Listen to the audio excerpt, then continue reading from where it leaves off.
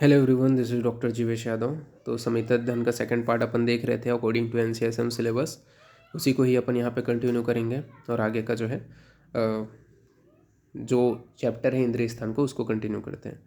तो पन्न रूपी इंद्रियम अध्याय के विषय में बात करेंगे। तो पन्न रूपी इंद्रिय जो अध्याय है 7 चैप्टर, इसके विषय में हम लोग यहाँ पे बात करते हैं। तो पन्न रूपी इंद्रिय अध्याय के अंतर्गत सबसे पहले यहाँ पे आपका क्या बताया गया है, तो पन्नगतम नष्ट रूपम यस्य स पन्न रूपा, यानी कि जिसका रूप नष्ट हो गया हो उसे पन्न रूप कहते हैं। तो पन्नगता नष्ट रूपा यस्य सह पन्न रूपा, यानी कि जिसका रूप नष्ट हो गया उसे क्या कहा जाता है, पन्न रूप कहा जाता है। तो यहाँ पे प्रतिछाया विषयक जो अरिष्ट है उसका वर्णन किया गया है। तो प्रतिछाया विषयक अरिष्ट के विषय में बताया गया है कि छाया का विकृत अंग वाला होना। छाया का क्या है, विकृत अंग वाला होना। ये क्या कहलाता है आपका, प्रतिछाया विषयक अरिष्ट के अंतर्गत आता है।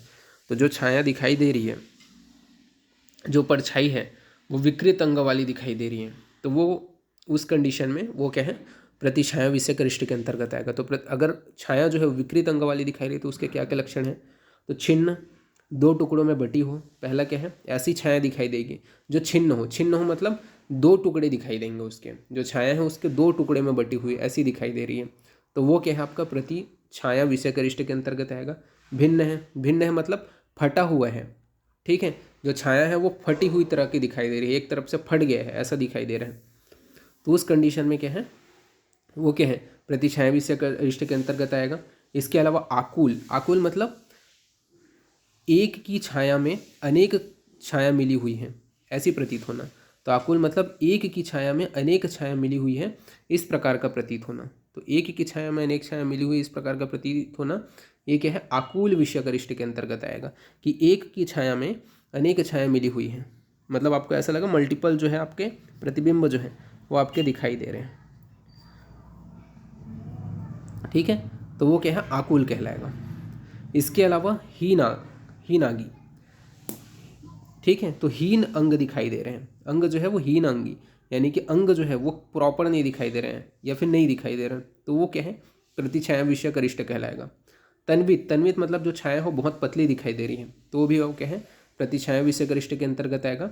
इसके अलावा विशीरा, विशीरा मतलब बिना सिर का दिखाई दे रहे हैं, अगर जो शरीर है वो, ठीक है, छाया जो है वो, तो वो क्या है, बिना सिर का दिखाई दे रहे हैं, तो वो भी क्या है आपका प्रतिछाया विषयक अरिष्ट के अंतर्गत आएगा। तो एग्जाम में सीधा क्वेश्चन पूछा जाता है प्रतिछाया विषयक अरिष्ट का वर्णन करो करके, तो ये चीज़ को आपको याद रखना है, ये 6 पॉइंट को, ठीक है।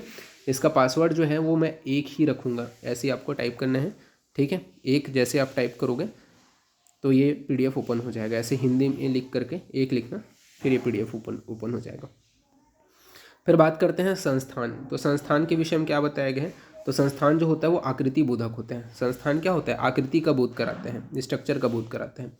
इसके दो भेद हैं, एक आपका क्या होता है सूक्ष्माकृति और एक होता है आपका विषमाकृति। तो आकृति के दो भेद हैं, सूक्ष्माकृति और विषमाकृति। प्रतिछाया की परिभाषा के विषय में बात करते हैं। तो प्रतिछाया की क्या परिभाषा बताई गई है, तो यहाँ पे आपका बताया गया है प्रति प्रमाण संस्थानाम जलाद शात पादिषु छाया या सप्रतिछाया वर्णप्रभ आश्रया, यानी कि प्रत्येक देह के प्रमाण और आकृति के अनुसार जल में, शरीर में और धूप आदि में जो छाया दिखाई पड़ती है उसे ही प्रतिछाया कहा जाता है। तो प्रत्येक देह के प्रमाण और आकृति के अनुसार जल में, ठीक है, और जल में, शीशों में तथा धूप आदि में जो छाया दिखाई देती है उसी को ही क्या कहते हैं, प्रतिछाया कहते हैं। छाया वर्ण तथा प्रभा के आश्रित होता है। तो जो छाया है वो किसके आश्रित होती है, ये पूछा जा सकता है, वर्ण तथा प्रभा के आश्रित होती है, ये आपको ध्यान में रखना है।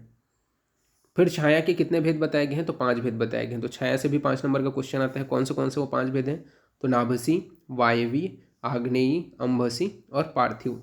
तो छाया के 5 भेद कौन से हैं, तो नाभसी, वायवी, आग्नेय, अंभसी और पार्थिव, ये क्या है, छाया के 5 भेद हैं। फिर बात करते हैं नाभसी के विषय में। तो नाभसी में बताया गया है कि नाभसी जो होता है वो निर्मल होता है, नीले वर्ण का होता है तथा चिकना होता है, ठीक है। तो नाभसी जो होता है वो निर्मल है, नील वर्ण का है, वो चिकनी होती है। वायवी जो होता है वो रुक्ष होता है, स्याव स्याव अरुण वर्ण का तथा प्रभाहीन होता है। तो वायवी जो होता है वो रुक्ष होता है, स्याव अरुण वर्ण का तथा प्रभाहीन होते हैं।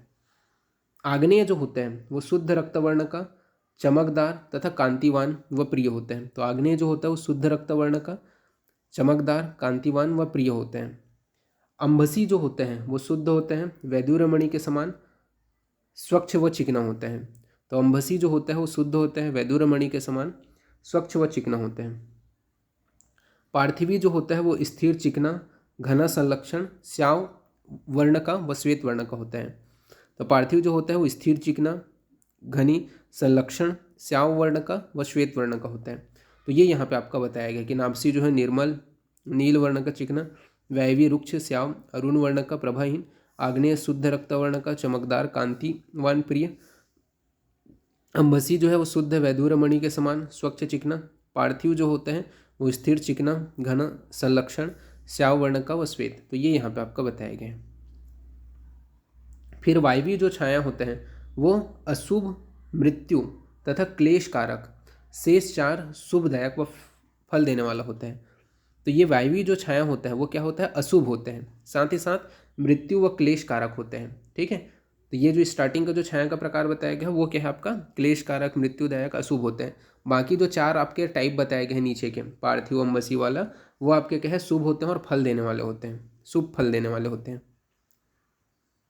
प्रभा के विषय में बताया गया है श्या तेजस्त प्रभा, यानी कि सभी प्रभा पित्त से उत्पन्न होते हैं। तो प्रभा के विषय में बोला गया है शस्य तेजस्वी प्रभा, यानी कि सभी प्रभा पित्त से उत्पन्न होते हैं। प्रभा के 7 प्रकार हैं। ठीक है, कौन से हैं, तो प्रभा 7 होते हैं, रक्त हो गया, पित्त हो गया, श्वेत हो गया, श्याव हो गया, हरित हो गया, पांडु हो गया और काली हो गया। ठीक है, तो प्रभा के 7 कौन से हैं, रक्त, पित्त, श्वेत, श्याव, हरित, पांडु और काली। इसके अलावा विकसित स्निग्ध जो होता है वो शुभ है। ठीक है, प्रभा का जो प्रकार है, जो विकसित व स्निग्ध होगा वो शुभ रहेगा, तथा जो रुक्ष व मलिन जो प्रभा होगा वो अशुभ रहेगा। फिर पूछा जाता है 5 नंबर में क्वेश्चन आता है, छाया व प्रभा में अंतर लिखो करके। ठीक है, इंपॉर्टेंट क्वेश्चन है। एक तो छाया प्रभा अलग अलग पूछा भी जा सकता है, पर मोस्ट ऑफ द बनता है जो क्वेश्चन, छाया और प्रभा में अंतर लिखो।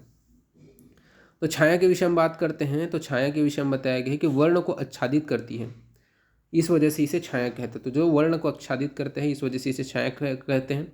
नज़दीक आने पर दिखाई देती है, जो छाया होती है वो क्या है, नज़दीक आने पर दिखाई देती है। ठीक है, जबकि जो प्रभा होती है वो दूर जाने पर दिखाई देती है। जो वर्ण को आच्छादित करे उसे छाया कहते हैं, और जो वर्ण को प्रकाशित करे, प्रकाशमान करे, उसे प्रभा कहते हैं। तो जो वर्ण को आच्छादित करे उसे छाया, और जो वर्ण को प्रकाशमान करे, प्रकाशित करे, उसे क्या कहते हैं, प्रभा कहते हैं। ठीक है, नज़दीक में आने पर क्या है, दिखाई देती है। जो छाया है वो क्या है, पास में आने पर दिखाई देती है, जबकि प्रभा जो है वो दूर जाने पे दिखाई देती है। तो प्रभा कब दिखाई देती है, तो दूर जाने पे दिखाई देती है। एक मिनट, प्रभा जो है वो कब दिखाई देती है, दूर जाने पे दिखाई देती है। इसके अलावा छाया के कितने भेद बताए गए हैं, तो छाया के 5 भेद बताए गए हैं। ठीक है, तो छाया के कितने भेद बताए गए हैं, 5 भेद बताए गए, जबकि प्रभा के कितने भेद बताए गए हैं, 7 भेद बताए गए हैं। प्रभा के कितने भेद बताए गए हैं, 7 भेद बताए गए हैं। इसमें क्या है, प्रत्येक की उत्पत्ति में महाभूतों की प्रधानता होती है। ठीक है, किसमें, छाया में, जबकि इसमें क्या है, महाभूतों की प्रधानता नहीं होती है।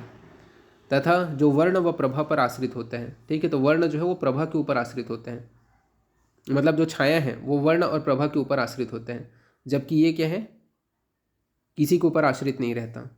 ठीक है, तो ये चीज़ को थोड़ा ध्यान रखना, इसके पॉइंट्स को आप नोट आउट कर लेना। फिर नेक्स्ट लिखा गया है कि दोनों नेत्र कामला रोग के समान पीले, संक प्रदेश में मांसहीनता हो तथा सदा भयभीत रहता हो, वो अचिकित्सकीय है। मतलब ऐसा व्यक्ति को दिखाई दे रहे हैं कि दोनों नेत्र जो हैं वो कैसा दिखाई दे रहे हैं, जैसे कि कामला रोग का जो व्यक्ति होता है, जॉन्डिस का जो व्यक्ति होता है, उसके आंखें कैसे दिखाई देती हैं, पीली दिखाई देती हैं। शंख प्रदेश जो है वो मांसहीनता दिखाई देता है, भयभीत होता है, वो अचिकित्सकीय होते हैं। 7 दिन का मारक के विषय में बात करते हैं, तो 7 दिन में कौन चीज, किस प्रकार के जो लक्षण दिखाई देंगे तो उसकी मृत्यु हो जाएगी। तो नींद से जगाए जाने पर बार बार मूर्छित जो व्यक्ति हो जाता है, तो जिसको नींद से जगाते हैं वो, ठीक है, और वो बार बार क्या है, फिर से बेहोश हो जा रहे हैं, उसका क्या है, 7 दिन में उसकी मृत्यु हो जाती है। तो ये 7 दिन का मारक बताया गया। 15 दिन का मारक क्या होता है, तो 15 दिन के मारक में बोला गया है कि अनुलोम व प्रतिलोम मार्ग में होने वाले रोग मिल गए हों वह जो है 15 दिन में मर जाते हैं। तो अनुलोम व प्रतिलोम मार्ग में होने वाले जो रोग हैं वो मिल जाते हैं, तो वह जो है 15 दिन में मर जाते हैं। आहार व मलमूत्र विषयक के विषय में बताया गया है। तो इसमें बताया गया है कि अल्प भोजन, मलमूत्र की अधिकता, इसके अलावा स्वस्थ अवस्था के समान भोजन, मूत्र मल की अल्पता, तब अरिष्ट का जानना चाहिए। तो जब अल्प भोजन, मलमूत्र की अधिकता होती है, स्वस्थ अवस्था के समान भोजन, मूत्र पुरुष अल्प, तब अरिष्ट जानना चाहिए। 1 मास की परम वायु वाला होता है, ठीक है। तथा सारे शरीर में त्वचा व अस्थि मात्र शेष रहता है। तो सारे शरीर में त्वचा व अस्थि मात्र शेष रहता है तथा मांस की अत्यंत तीक्ष्णता होती है। तो ये सारी चीज़ें यहाँ पे आपकी बताई गई हैं। तो इस प्रकार से यहाँ पे आपका प्रमुख रूप से जो छाया है और प्रभा है वहीं से ही क्वेश्चन आपका राइज होगा, तो उसको अच्छे से पढ़ लेना। तो अभी के लिए इतना ही, ठीक है। नेक्स्ट क्लास में आगे का कंटिन्यू करेंगे अभी के लिए, ठीक है। Thank you class.